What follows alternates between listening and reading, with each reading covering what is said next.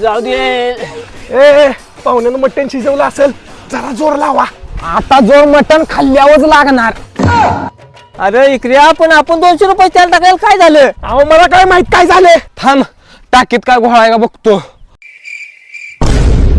ओ दाजी, यांनी टाकीला हागीच लावलंय. ए बाबा कडची बिडचिल, टाकीला एवढं मोठं होल आहे. अरे तुझ्या थांबा, हागीच पिळतो म्हणजे गाडी पाहुण्याच्या घरापर्यंत जाईल.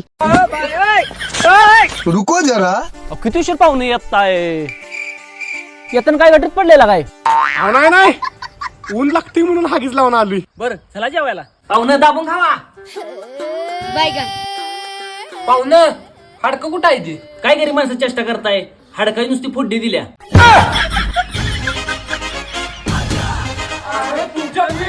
अहो पाहुणं काय झालं?